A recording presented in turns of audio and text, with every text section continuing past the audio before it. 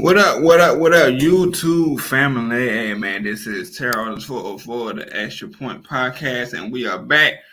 We are back with another episode, man. There's a lot of interesting things that's been going on that we want to get y'all take on with these Atlanta Falcons, man. Like I said, this is your boy Terrell 404 of the Madden community and now the sports talk community, too. But, yeah, man, I got my boy right over here.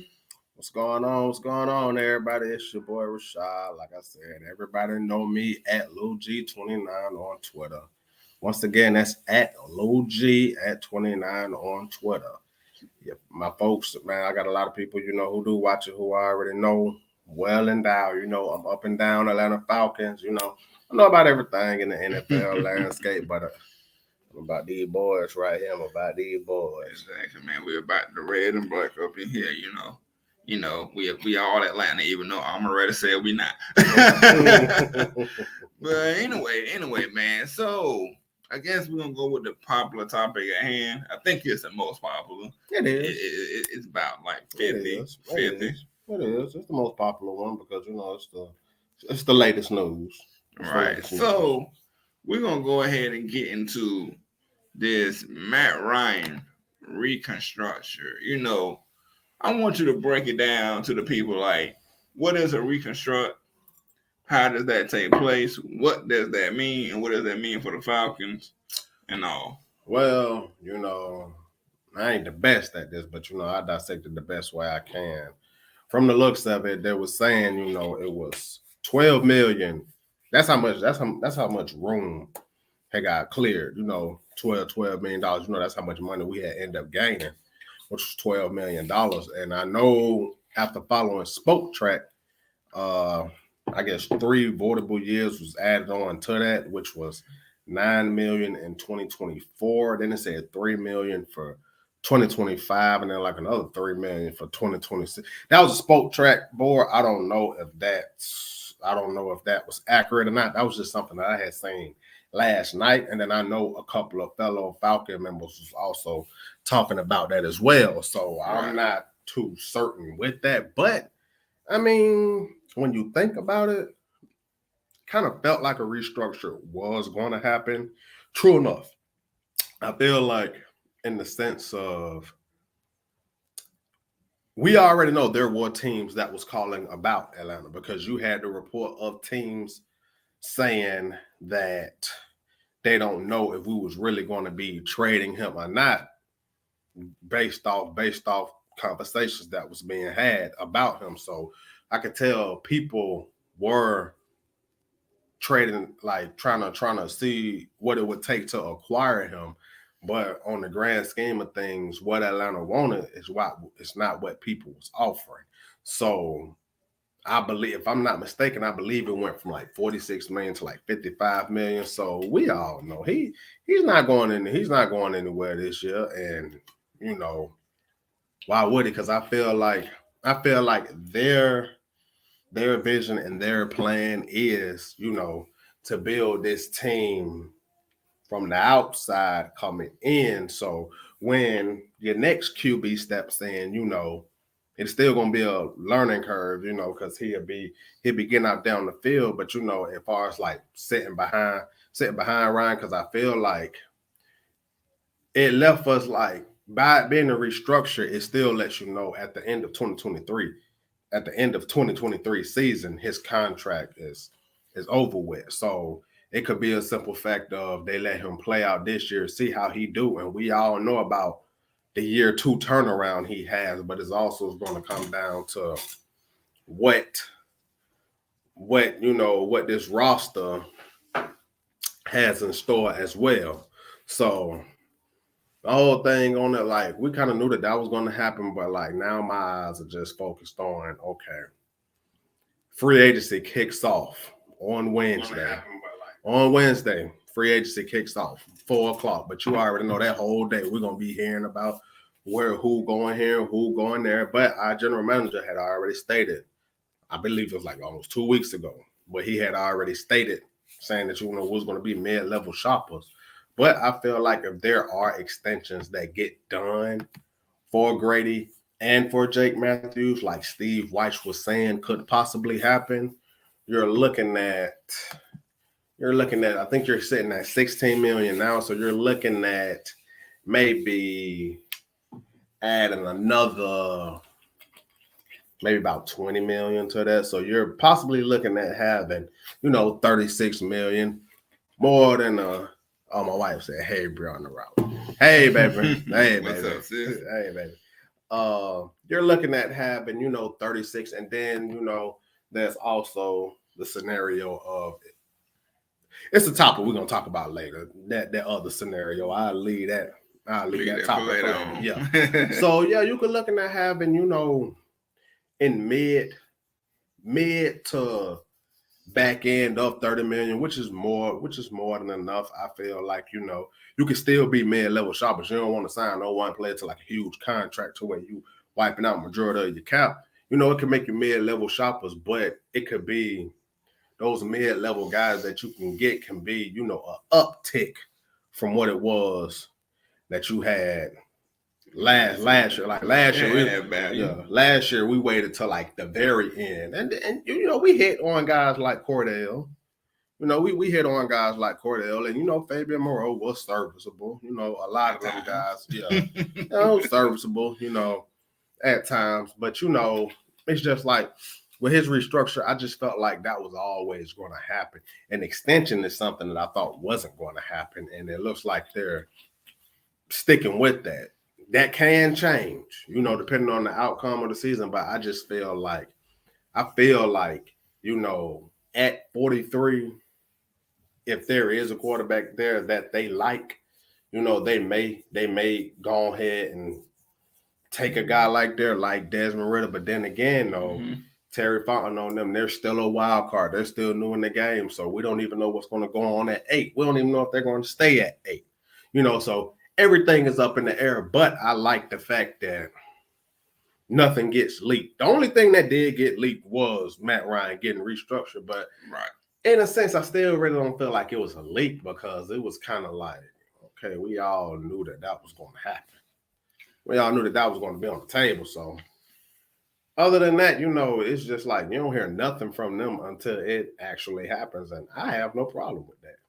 Because they're keeping teams or keeping, us fans, they don't want to, you know what the saying is, don't let your left hand know what your right hand is doing. So if you start putting out jots and ideas of what's going on and what you're trying to do, you never know the mind of these other NFL teams. To be like, that's a smart idea. Maybe we should try before Atlanta get their hand on this certain player or be able to open up this certain type of money. See, I think when it comes down to the Matt Ryan situation, they know he can be serviceable if he has, let's just be honest, a plethora of talent around him. Like if he got a line, he can dot anybody up. And if he got a defense, that'll help him out too. If he got a run game, that'll help him out. So here's what I'm thinking. I'm thinking 2023 is the last that we're probably gonna see a Matt Ryan, but I wouldn't be surprised if it's actually 2022 at the end of 2022. Cause I believe they just still, I think they still want to try to find their guy. When a new offense come in, how they want their players. So I feel like they just want their guy. I feel like if it's at the end of this year, that will be his last. Year. I feel like the only way you can make that make sense is by getting you a quarterback this year and they're grooming up under him. Unless, because I feel like we already knew last year was going to be sort of a wash. This year, that schedule is hectic. So, I'm not expecting that. But I'm just like, going into 2023, you're going to want to see, dramatic, you know what I'm saying, expectations that are through the roof. So are you willing to? I feel like now somebody come with it. If he ball out and then somebody come with a trade that you can't refuse, true. But then being 38, I don't know, because he's gonna be 37, so he'll be turning 38. Then again, I don't know if somebody would do that. So I feel like honestly, just like my honest opinion, I feel like they're gonna let him play it out. I feel like they're gonna let him play out his whole contract. I felt like if you was gonna trade him, this was possibly the best year. I don't see no one actually going that route anymore. Like the last team to do that was Indianapolis with Phillip Rivers. Yeah, I don't see too many teams because a lot of teams are getting their QB, so I don't see a lot of teams that be like, okay, I need this one piece just to go ahead and get over the hump. Now it's going to be like at $25 million, if I'm not mistaken. That's very manageable. Yeah, that's very manageable. So I just look at, they might let him play it, but then again, like you can't predict the future. So if somebody does come with something just like dramatic, and that being on the last year of his deal, I'm like, take it. You got nothing to lose. Yeah, you don't got nothing to lose, especially if somebody gives you like a sweet deal for an older quarterback. I think you can't be hesitant like Arthur Smith and Terry said. They don't want to put themselves in the situation. They don't want to back themselves into a corner. You know. Yeah. So that's just like one of the worst things that you could possibly do. Back yourself into a corner. Right. So I think they're gonna stand true. They're gonna stand true to that. I feel like they're not gonna, be like, oh, commit to this and then commit to that. That's why I feel like people was clamoring for an extension for Grady and all that last year. And I was like, if we're going to be honest, I don't see extensions for anybody because at that point they still don't know who these guys are. Like prime example, how they restructured Dante Fowler contract, and they restructured it to the point where it was a 3-year contract that Thomas Dimitroff gave him. I think like 3 years for $46 million. But when they restructured his, they end up making his last year, which would have been 2023. They end up making it a avoidable year to something where they could get out of if need be. Yeah, man. I mean, you have to like the approach of how this front office doing it, because our old front office, they just took a lot of bad deals, a lot of bad gambles. Jamon Brown, James Carpenter. I'm gonna take it even way further back than that. Take it back. I feel like when we had Dante Robinson, he was out of position. I felt like the man should have been a safety other than a corner. I'm talking about like, man, it goes back. But that's why I'm not gonna hold this new regime feet to the fire yet, because 1 year in the game. But I do feel like Terry got some good people behind him, like Kyle Smith, who's not talked about a lot. And then I know a lot of people try to base Ryan Pace's tenure all on Mitchell Trubisky. I'm like, no, you can't let that overshadow all of them defensive pieces that he put up there in Chicago. And Brianna, your wife over here, said that we are in a rebuild, and the Falcons fans buckle up. Maybe because it's gonna be a long ride. Because we are. It is a rebuild. Like I know Terry said, he want to have his cake and eat it too. And then, I like that approach. I like, what I'm saying? I like the thought of it, have your cake and eat it too. And then, if you can make something happen, then make something happen. But at that same time, what I'm saying? Like, just prepare that this team is going to be a lot different. What you see, that's why I always say, don't get attached to players. Get attached to just take. When you get attached to players, you do it to yourself every time. Trust me, I've all been there. I've done it. Julio, really? I love you, Julio, but man, yeah, I love him too. And Julio, man, Kyle. Like I said, no more Bama receiver, please. None. None. I know everybody was clamoring on Twitter today. Oh, Amari. For one, Amari disappeared too much. That's for one. Number two, we wasn't finna be paying him $20 million a year. See, people kept on looking at what Cleveland gave up, which was a fifth and a sixth? Like a fifth and a seventh? When you see that, you'll be like, for Amari Cooper? Yeah, but for $20 million per. See, people don't remember that. $20 million per. Come on now, because some of these, like one thing about this wide receiver market It's going to be up there. And the reason why I say that, prime example, look at Mike Williams out there in San Diego. The validity of his contract. His first year alone, the man get $23 million. Mike Williams. We all know the best receiver in LA Chargers. Let me correct myself. We know the number one receiver down there is Keenan Allen, but Mike Williams, his running mate, the first year of that new contract he got, he's getting $23 million. Come on, man. Can't make it up. You can't make it up though. I mean, $20 million for Mike Williams, that's too much. That's a lot. That's too much in my opinion. Let's get it, GA. Y'all let me know in the opinion. What's going on, dog? What's going on, man? Appreciate you joining in the chat, bro. That's my partner right there. He be doing the, gaming streaming, he be in other sports chats as well, kicking it, chopping it up, man. We see you. Appreciate it, man. Appreciate it, man. Then you got the Toby D show. What up, fam? It's Toby D from Pound for Pound. What's going on, Toby? What's happening, man? We have a lot of dwellers on Twitter about, this, that, and the third. It be about the team related, but you know what I'm saying, man. Much love, the Pound for Pound, by the way, to you, Toby D, to JR Clark over there, man. Love y'all guys. Hey, man, Pound for Pound is one of the shows that I watch pretty often, man. Yeah. You know what I mean? So man. So it's cool that y'all, showing love to the young, youngins. Man. I appreciate that. And real quick, let's get to GA. Says, speaking of Bama, homie, love you to death. But fall time foul, there's a new sheriff in town. It ain't no new sheriff until y'all do it over and over again. It ain't no new sheriff until y'all become a dynasty. Hey, y'all become a dynasty, man. Hey, let's get it, GA. You already know what it is, player. You already know what it is, bro. I don't want to hear all that talk, man.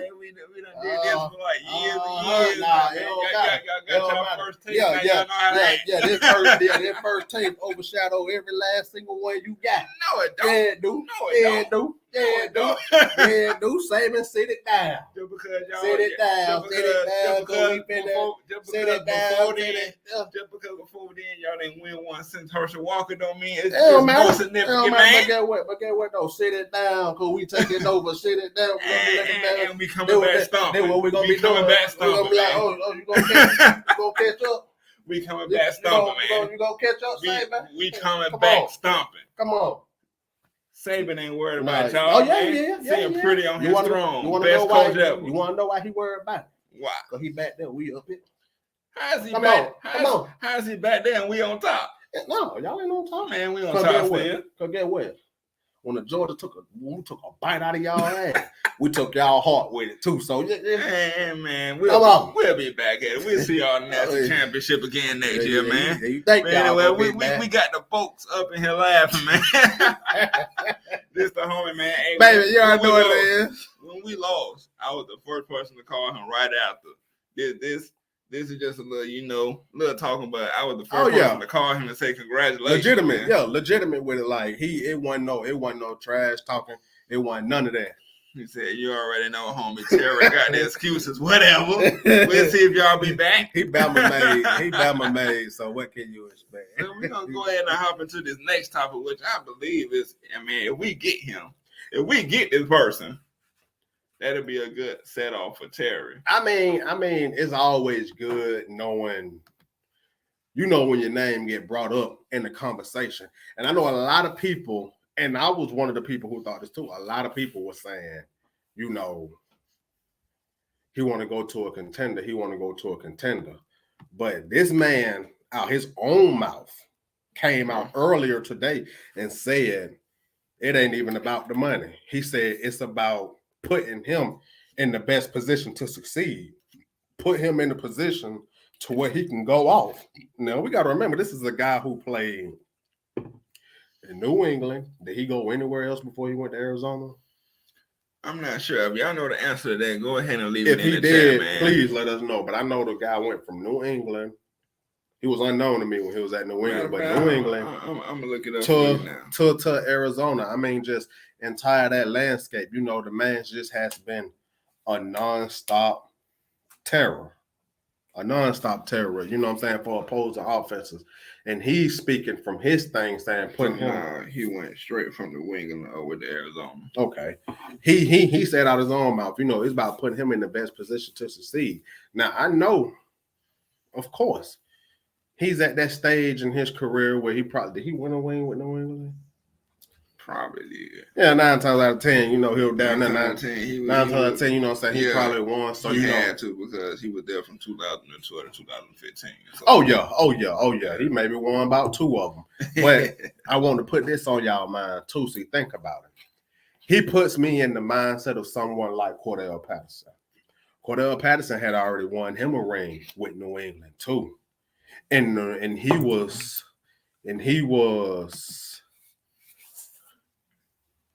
Oh yeah, man. Oh yeah. Most definitely. Most definitely. With Cordell, his thing was, the reason he was advocating for coming back so hard is because he already gotten him a ring with New England, and he's been with a plethora of teams too. But what Arthur Smith did was put him in a position he'd never been in. Now, I remember when he was with Chicago, he had a couple of little plays, you know what I'm saying, out the backfield. There was always passing plays. I never seen none running.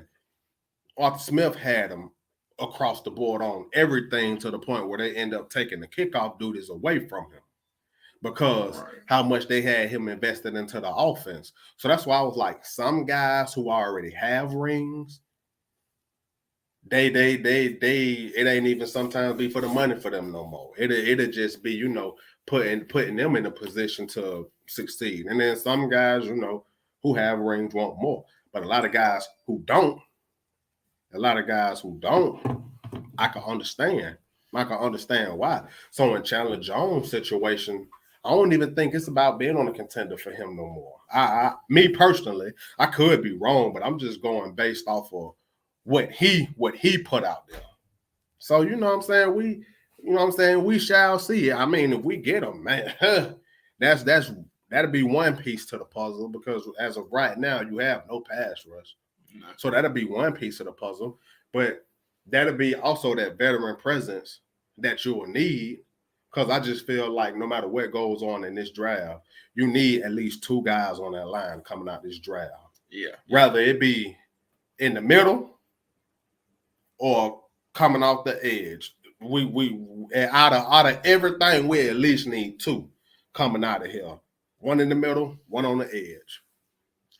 All right, so let's get it. GA got a question for both of us.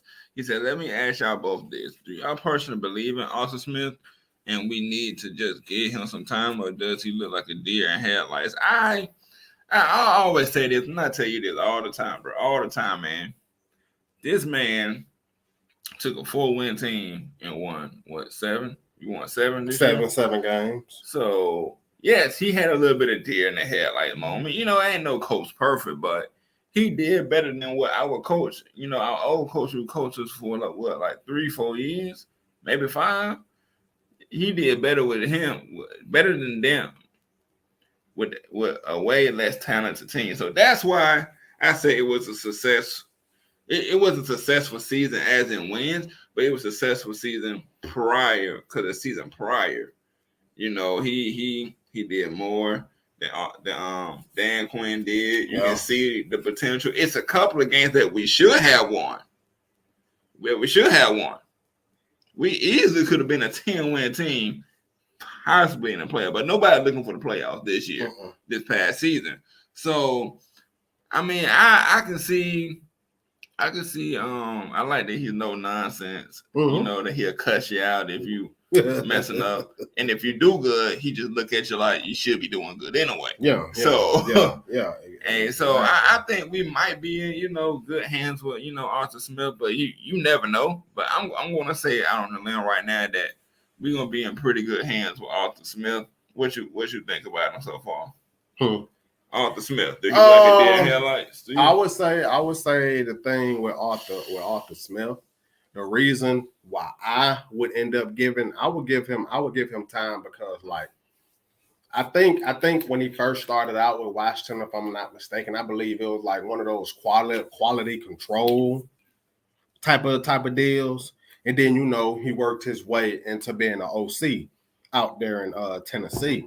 So last year was his very first time being a head coach, for an actual team. So, you're taking on much more of a duty. And then I felt like for him already outright saying he was going to be the OC as well, that just told me, he was going to have more of a keen eye on his offense. And I feel like that played a role into bringing Dean Pease too, because Dean Pease is not only a vet in this game, but Dean Pease can handle that entire side of a defense without him paying too much attention to it.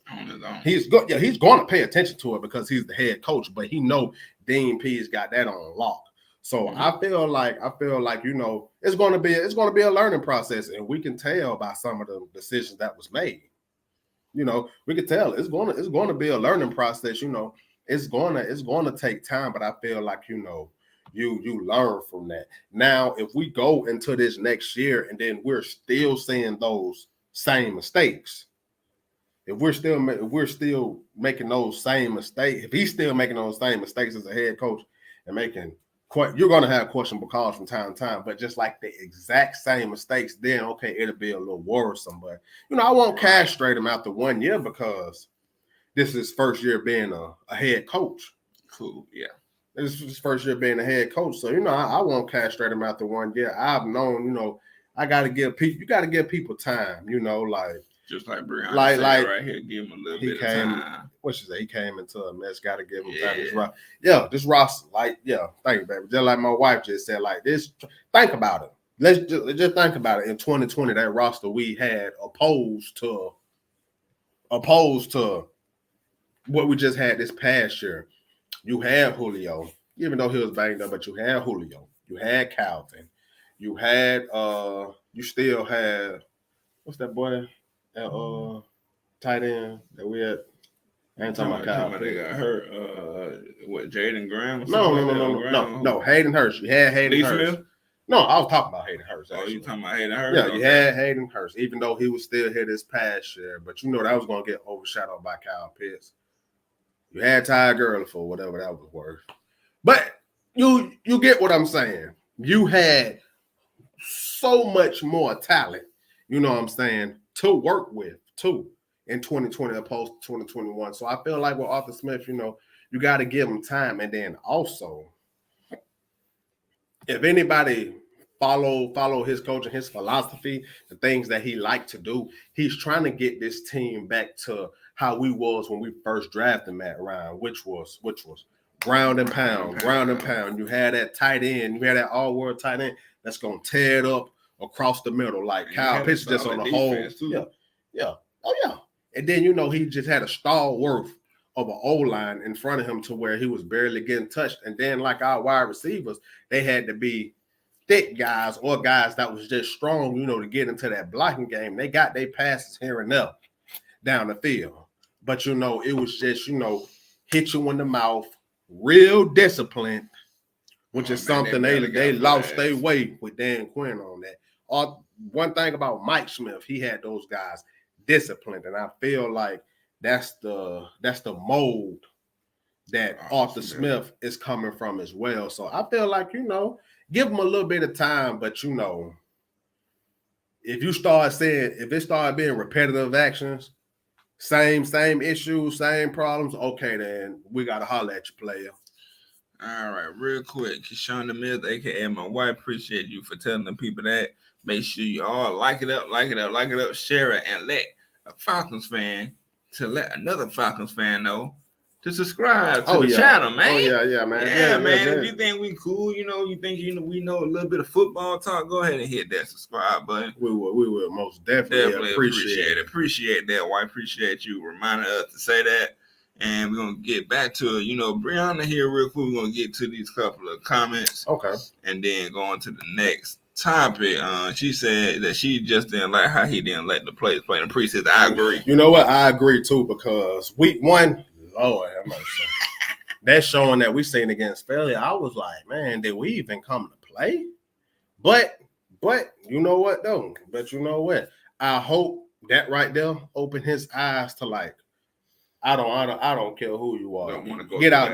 Yeah, get out there. Get out. You finna get out there and play, because I'm gonna tell you, a lot of the teams I see that did play their starters, they was ready to roll week 1. They was ready to roll. It wasn't like a whole bunch of new guys trying to start to play with. Practice is different than game day. Yeah. So I wholeheartedly agree with that. I hope he put them out there this past season. Like, man, And the one get out there on that field. And the one thing that I don't know if y'all felt the same way, but with Arthur Smith and the team this year, I never felt out of a game. You know that feeling that you got with Dan Quinn? You just knew you about to lose this game. You knew you about to lose this league. You knew y'all finna get blown out. Yeah. We had one blowout this year, right? There were Dallas. Where we got blown out? Yeah, like Dallas is towards the stretch, right? Or the couple more games. Philly did it to him too. Okay, then Philly. Dallas, New England. I forgot about because the New England game was close until that got out of hand. Blew open. Yeah, but I mean, I guess compatible to Dan Quinn, I felt like with Arthur Smith that you was always in the game, but we just didn't have the talent to outperform some of these teams, man. I mean, we could have beat Tampa twice. We could have. The first game, them fluky plays. Right, and then that was the first game. Them 2 interceptions, right? Yeah, them fluky plays. Yeah, where they scored like 14 points in like a couple of minutes. Right, and Toby D says eventually with the accountability theme, you have to become a winning organization. That's very true. If you want guys to completely buy into that no nonsense type of coaching, this would be a big year. What do you think about that? I agree, especially as far as the accountability thing. Like, if that's what you're going to roll with, especially if you're no nonsense, that has to continue. There cannot be no layoff from it. If that's who you are, hearts to hearts, who I really feel like he is, you'll see it, just like Toby said. You will see that it's basically by saying like this will be a big year, so the guys who will still be here from that past, from last year, will know.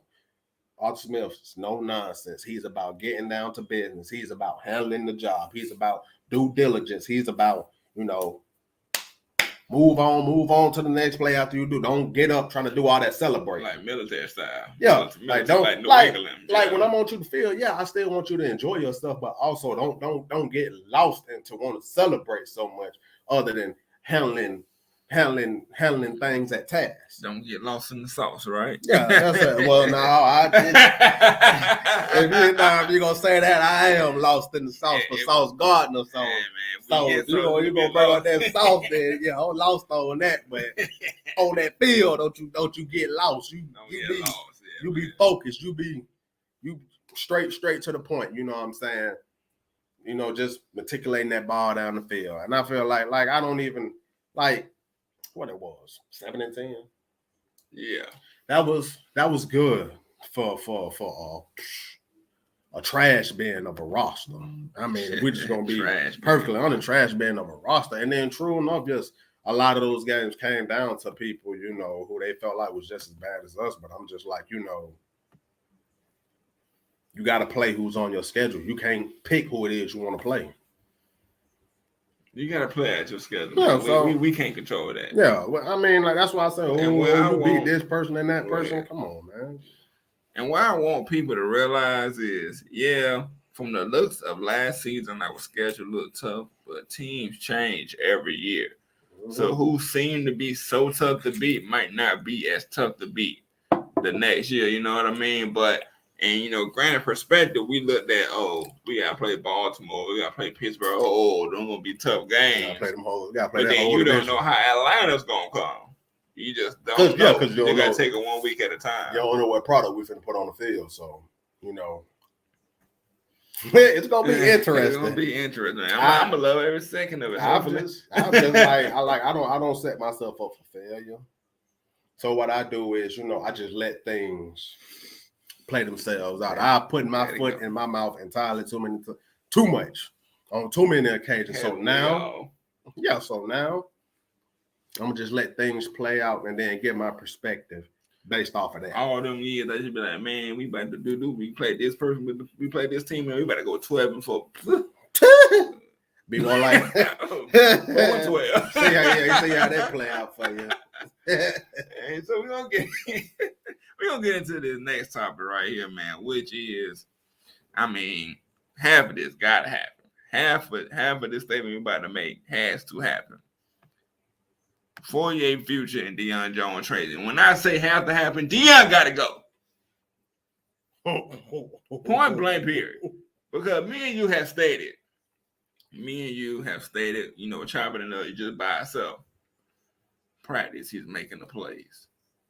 You see spurts of him making the plays. Yeah. You see him keeping up with the running backs. You see him keeping up with wide receivers, tight ends. You see that effort. You see that 2016, 2017 Deion that we all fell in love with. But then you see this other side of Deion, jogging on plays, half-ass and effort. I'm sorry for cussing, you know, half effort. And you also see, you know, he still got it, but that want to just not there anymore, man. So I want to know first how you feel about Deion. What needs to happen? Let me tell you something, man. And I stated this, I would say probably like on our first episode or so. I think it was last week, if I'm not mistaken. It was last Saturday. Yeah. The effort isn't there anymore. The will to want to be on the field is not even there anymore. I mean, I've seen countless of plays because I had stated the wheel route to Leonard Fournette jogging on that play. When we played Buffalo, you let McKenzie, a wide receiver who 5'6", maybe $170, wet, literally block you out an entire play to where Josh Allen walked into the end zone. I mean, I can go on so many plays, and then like you stated, in practice he's looking like an all-star, and then true enough, that's practice. But I'm like, dude, what you showing out there? You don't even give that same effort or intensity on the field when you playing. It's like he out there just to collect the check. It's like I don't know. It could be a multitude of things. It could be Dan Quinn, Jeff Ulbrich, and Raheem Morris isn't here anymore, or it can be the thing of, you know, he got his money and don't really care anymore. Because I will say this: after he got his money, you start seeing that play go. It started taking a decline piece by piece, but I held out hope because I know the type of player that he is. But this past year, it was no excuses. It's like you got the captain role snatched from you, and they gave that to Fourier. Mm-hmm. They snatched that from you and gave it to Fourier, and I'm like, dude, we know you still got it. But if it's to the point where you're going to play like that because of a contract or because your buddy's not here, then you can hit the road. But if I feel like if you can't trade him because of that contract, I feel like if he can't get traded because of that, treat him like Dante. Restructure that whole deal.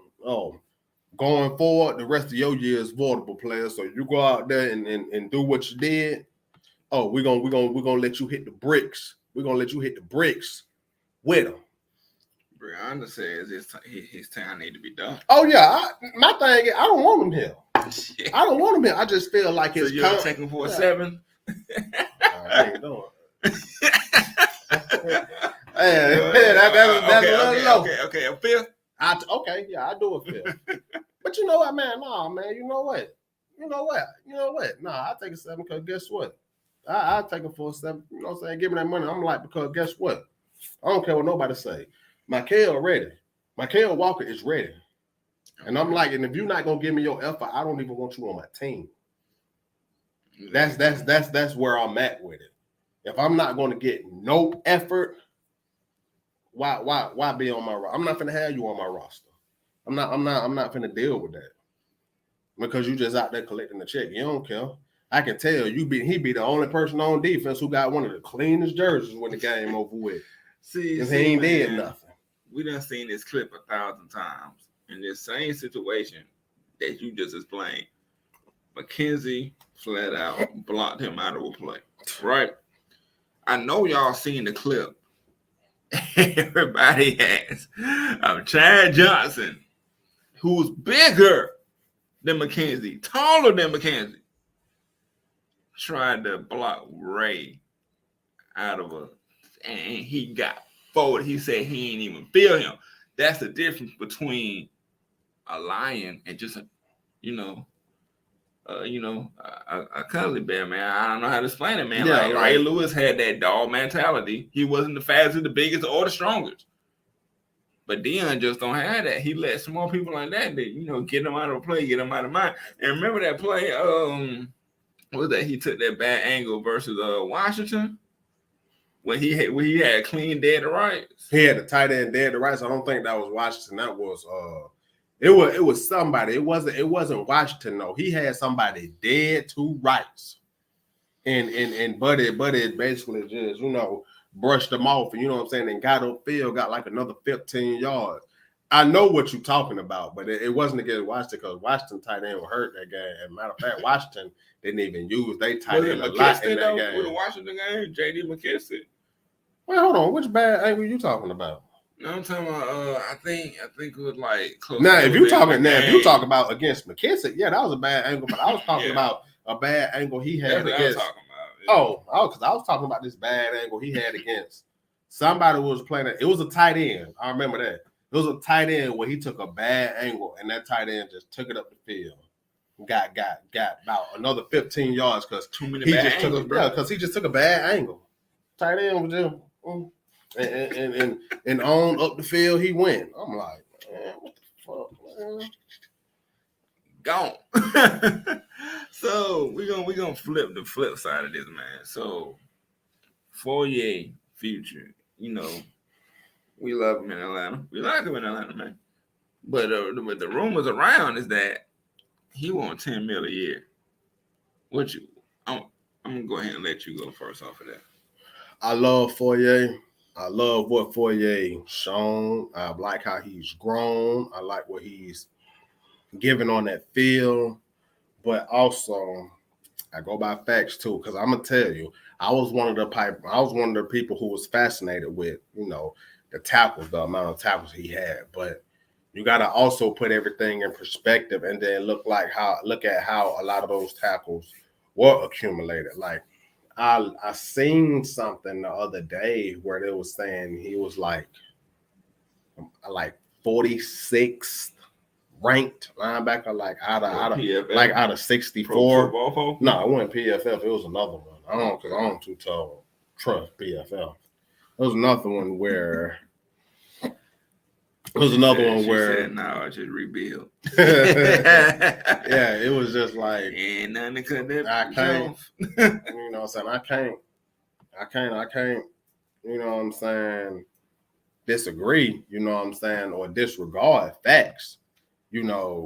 So I'm like, I would love them back, but at 10 mil per, like, nah, I can't do that because we got bigger needs now. If we got bigger needs because what he brings to the field, we can also find that from someone else. But I know they don't want to have no offseason where they lose both of them. I would prefer Fourier over Deion, but it's going to be a situation where, because I don't see how they'll be able to keep both.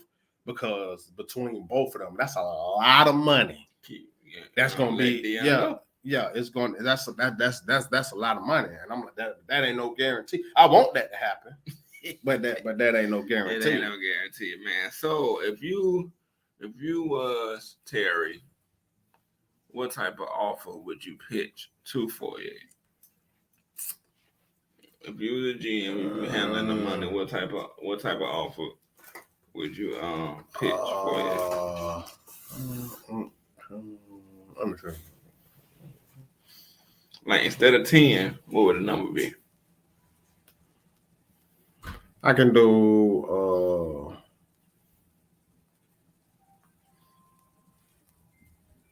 that's a good hold on. The reason why I asked that because we want Fourier to stay. So if somehow the Atlanta Falcons end up watching this, or somebody end up watching this in the account, man, they could be like, all right, look, we ain't got 10 million for you. Let me see. But we can he could give you something serviceable, man. But I just don't think he's a $10 million a year type of guy. I mean, he wasn't even really doing the stuff that he did the previous season, knocking the ball out effortlessly. You know what I mean? He wasn't. And just like you brought it to me the other day. Remember Paul Warlow? Y'all remember that name? He led the league in tackles. All them tackles. Sorry. All them tackles like 10, 20 yards down the field, right? Mm-hmm. So you can't just look at, this person had 150 tackles. You got to look at the games and look at where he made these tackles. To tell you the truth, Fourier did not make a lot of them tackles behind the line of scrimmage or really near it. A lot of them was after the ball carrier or the player, you know what I'm saying, had gained positive yardage. Yeah. If it's 1 or 2 yards, then cool. But I'm talking about like positive yards, like 6, 7. You know what I'm saying? Hey, he had his plays in the backfield, and he's had his plays where they've only had the minimal yardage, but just on a consistent basis, that was never the case. So I'm like, I don't want Dion, but I also don't want to pay Fourier at that number. I feel like if you don't pay Fourier at that number and you're stuck with Dion, I still feel like somewhere in this draft, get you a linebacker. But vice versa as well. If you keep Fourier and you find a trade partner for Dion, still get you another linebacker in here because it's just going to be Fourier and Michael. I still feel like there needs to be another guy in there, battling at one of them spots. Right. I mean, you got a very good case on that. It's like a 50. Well, it ain't no 50-50 situation with me. I want Dion gone. I want Dion gone, but you don't want to lose them both. That would be devastating to a team like this. One of your strong suits, and they both go. Then we're gonna have to like whatever linebackers in free agency try to get the least expensive linebacker. Cause the Falcons gonna be left with what, like $30 million? Is it? Going into this offseason with Calvin Ridley's 11 and Matt Ryan's 12. The thing is with Calvin's 11, we was already, if I'm not mistaken, I believe we was already like at negative. I think it was like $4 million over the cap. So with that 11, all it did was, you took 4 right there to get back at an even kill, So that right there leaves you because it was 11 million. So of course that left you with 7. So it put you at 7. And then no, I'm wrong. We was over. We was over the cap. But I know once we got that 11 million, it put us at 3 million. It put us at 3 million in the green. Yep. Yeah. It put us at 3 million in the green. 3 million and a couple of hundreds. And then, of course, with that 12, it bumped it up to 16 something because, like, the 12 plus whatever that 3 million was at there. In the perfect world, that's 15, but it was an extra couple of numbers in there that bumped it up to, like, the lowest 16 million. So as it stands right now, you're at 16 million. 16. If we was already under the cap, then that you would have seen a dramatic difference with that 11. But that helped us get back under the cap, and then a couple extra dollars after that. Probably be up in the 30s if we extend Grady Jarrett, right? Maybe. It would take extending. It would take extending Grady and Jake Matthews. It would take extending both of them to give it 30. Sausages said, "Do you think you can take Mike Hawk? You have any idea about that?" Let me check Mike Hawk. Let me check him out. Cause I haven't heard anything about that. So look him up real quick. Let me see. Mike Hawk. And I don't know what that is. Maybe it's let's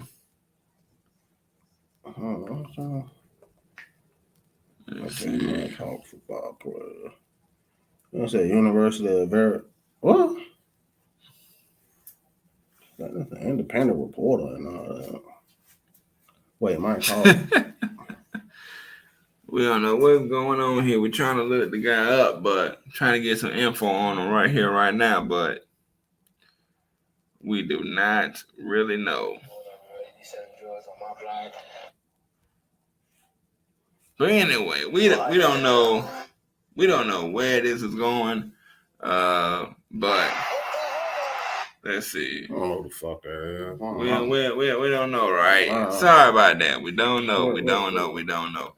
But we're gonna go ahead and yeah, I can agree with that.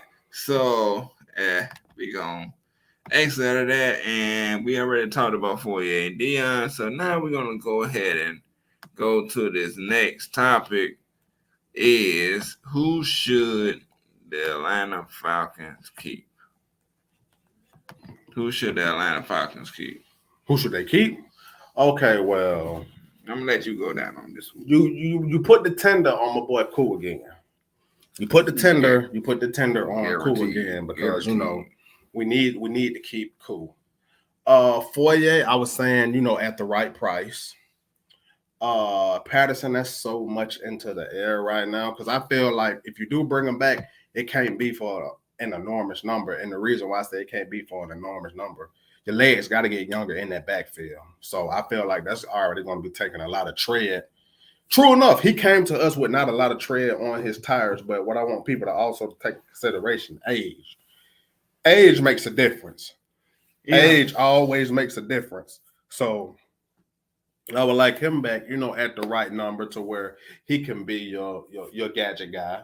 Come in for on certain plays, certain packages where he's still kind of more on it, but heavily involved, at times, but not too much.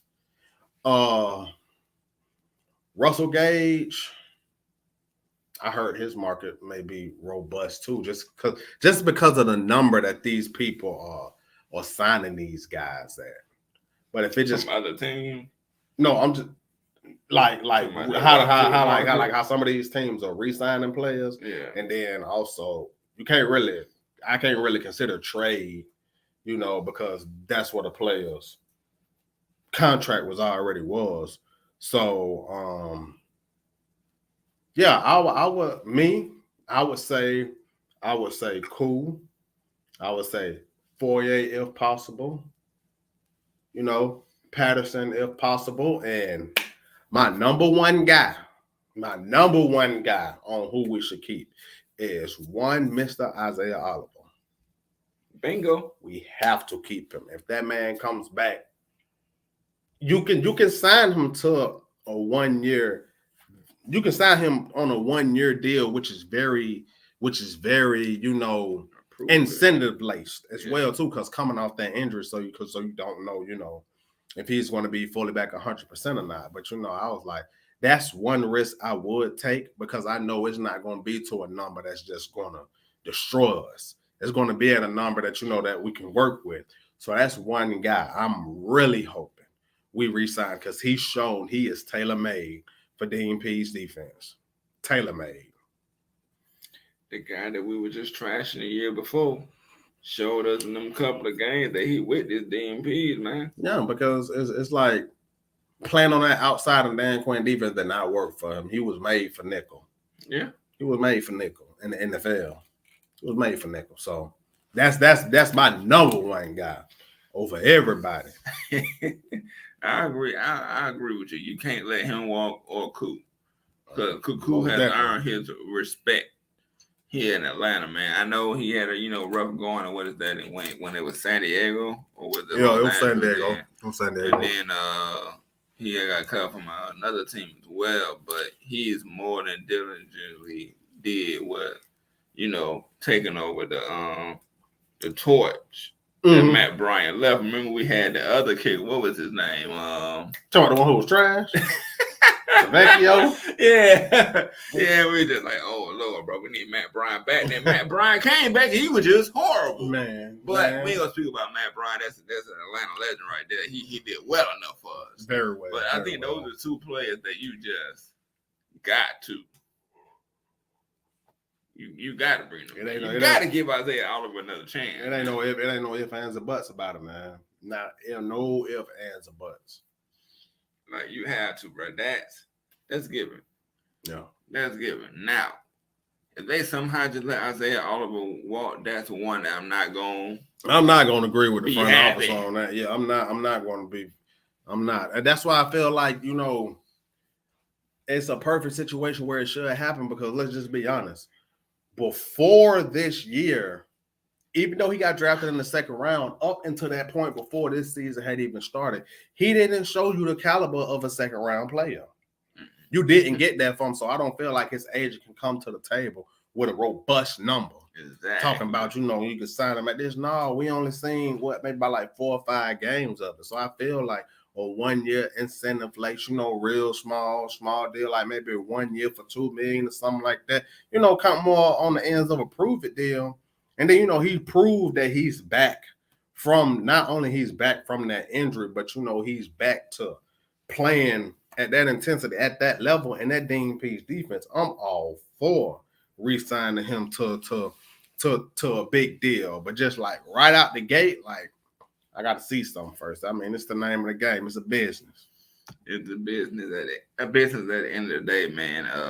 Hopefully, like I said, the Atlanta Falcons get their hands on this live stream and be like, you know what, them two guys, they pretty smart, man. They know they Falcons football. They know football, period. So maybe we should give these guys a chance. Yeah, I know y'all front to back.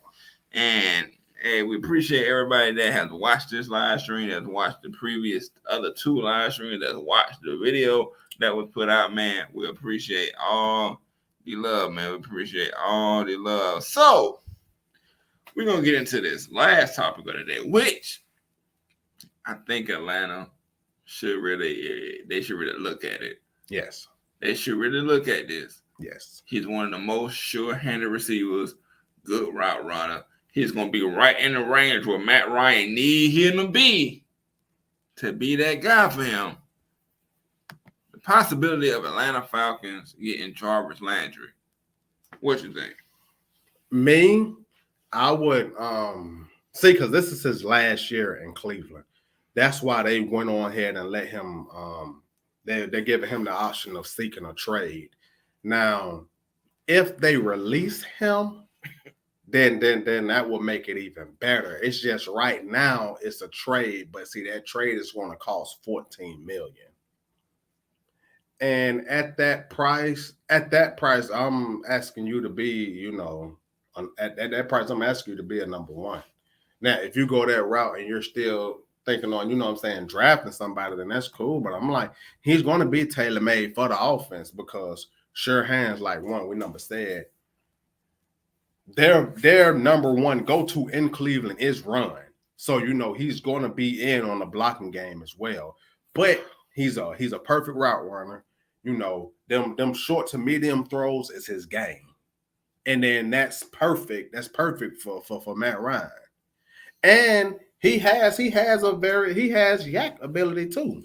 Yards after the catch. He has a lot of yak ability. Would you say he would be like our version of a Michael Thomas? Like 10 yards in, or maybe like 15 yards in. He's not really known for one of those deep routes. He's not really a deep route receiver. It's not just. But I think he's faster. It's not going to be just predicated on on crossing routes. He gonna that too. He gonna do a lot of comebacks. Yeah, he will do slants. He'll do dig routes. He'll do all of that, but all of it will be in the realm. Yeah. All of it will be in the realm of what it is. All of it being in the realm of what it is that we need. Because I'm like, this offense will be predicated on yak players. Kyle Pitts is a yak player. Jarvis Landry, that's a yak player. The dude may be small. He may be small, but he has a lot of power behind him, and he has a lot of yak ability too. I've seen plays, where he gotten his hands on the ball and got. Got extra yards. He don't be moonwalking. Y'all know who I'm talking about. He don't moonwalk. He looking at getting up the field. Slide. Yeah. He getting up the field. He trying to get that extra yardage. So I just feel like, I would give it a look. See, I was just like, I just know at that number at 14 million per, yeah, we gonna be leaning on you. We gonna be leaning on you pretty heavy. And you still, I would still say get you another one in free agency. That ain't finna break the bank. Like I've been advocating for Alan Lazard. Shout out to at Damsky on Twitter because he put that in my mind a couple months ago when he put it on his Twitter when he was like, Alan Lazard, and I was like, that makes a lot of sense. Yeah, Wide receiver, I didn't. Wide receiver who's 6'4", 6'5", like 230. He got sure hands too, but he's a heck of a run blocker at wide receiver. And then you can grab you a receiver too. So them three receivers right there that you will have that be predicated on your offense that's gonna get the ball rolling. So I just feel, and I'm like, and you don't have to get one at 8. I know these people mocking wide receivers to us at 8, but no, it makes no sense because the run on wide receivers will happen, in that realm of the second round of where we're at, because you can't name not one wide receiver that's coming out that's worth the number 8 pick. If you're going to go BPA, no wide receiver even touches that board. Terry. At number 8, no, sir. No, sir. I just feel like, what we're going to be picking at, you're gonna have a plethora of options. In your second round, when it comes down to if you want to take a wide receiver, that early. I think you would be more understanding of that than our first pick being a wide receiver. Yeah, if it's our first pick, I'm not gonna lie, I'm gonna be pissed. I'm not gonna lie. That is something that will really, that will really tick me off. Knowing that we got way more, wide receiver is concerning need too. But we've seen teams win Super Bowls with mediocre receiver, even less than mediocre. Yeah, and then think about all them years that New England won. Tom Brady made Deion Branson Super Bowl MVP, went to Seattle, bust, and then had to come back. Mm-hmm. That is true. And I know a lot of people question that I was saying this past year was, with the situation with Calvin Ridley, does that change our board? And I was like, it never really did change the board, because when you take it all the way back to February 9th, when the team found out about it, it seems like from that point on all the way up to now, their board has stayed the same. So I don't think the situation with him being suspended changes our board not one bit, because they were already well aware of the situation at hand. Right.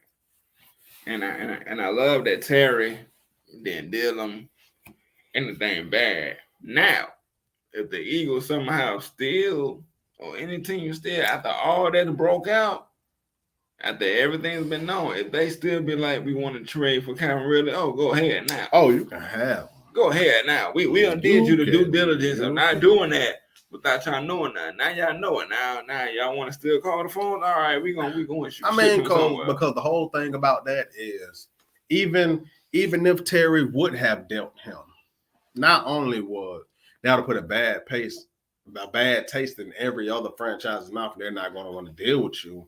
I feel like that would have been the very first time we would have seen the NFL veto a trade like the NBA did to Chris Paul going to the Lakers. I feel like the NFL would have intervened with that trade and been like, nope, because there's plenty of ways it could have went. NFL could have vetoed it. Team's going to already look at you crazy.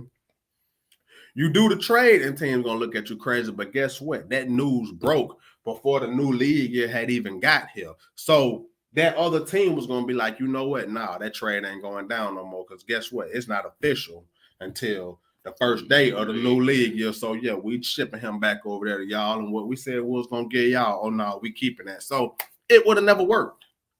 But my whole thing is, I don't want to do that. I don't want to do that neither, because, with the bad luck we already have, imagine what karma would have did to us if we would have got away with it.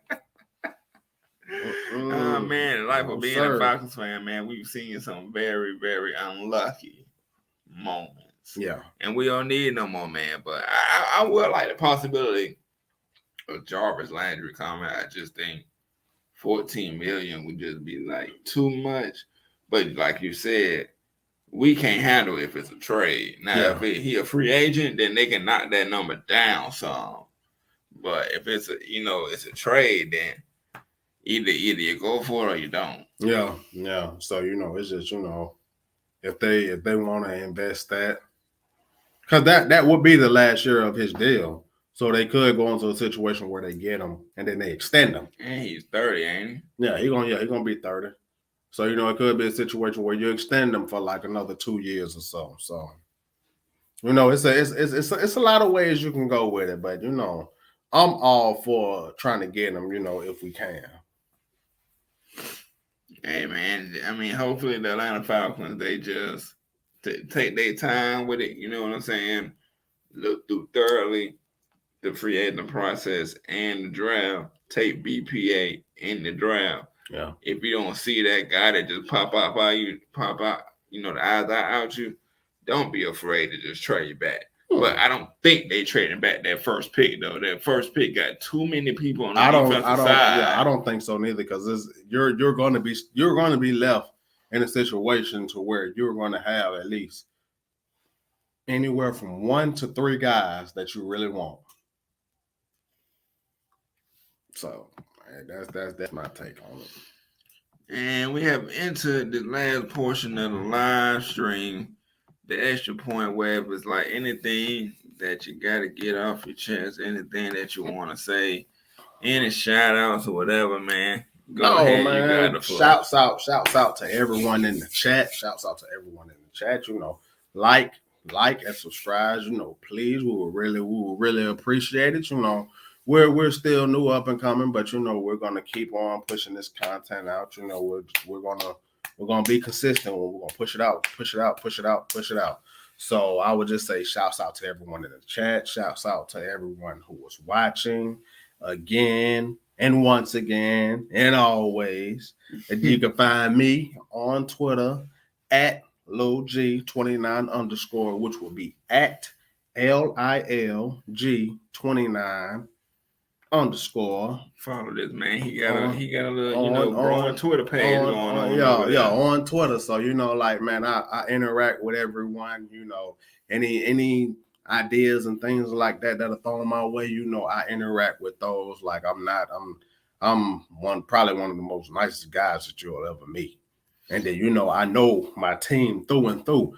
But at that same time, I'm a football head. So even if it's a fan from an opposing team posing a question to me, I'll also give you, my thoughts, what it is I think of that X, Y, and Z. So it's come all. I'm easy to get along with. So once again, on Twitter, it's at LilG29_. I'm trying to see now. Yep, I think I would be able to get it. I'm trying to see, can I copy and paste your link so people can just click on it right now and go ahead and hit you up with that follow, man, so we can make it an easier process. I believe that this is it. Let's see. No. Anyway, we gonna work on that. I don't know if it let it pop up so people can see and click on it. But we gonna work on that, getting the links together. Matter of fact, his link is in the description below. I don't know why I'm doing that. So his link is down below. And it's your boy, Terror Artist 404. I'm with the Madden community, you feel me? So type in Terror Artist 404 all together. If you like the content, hit that subscribe button. Hit that subscribe button for ATLN. My bad. That ain't no more. Extra Point Podcast. The Extra Point Podcast, I'm just so used to saying that, but the Extra Point Podcast, hit the subscribe button, man. We are the newest ATLN content creators that hit your screen, and we ain't going nowhere, man. Oh, yeah, most definitely, man. It's your boys, and we out.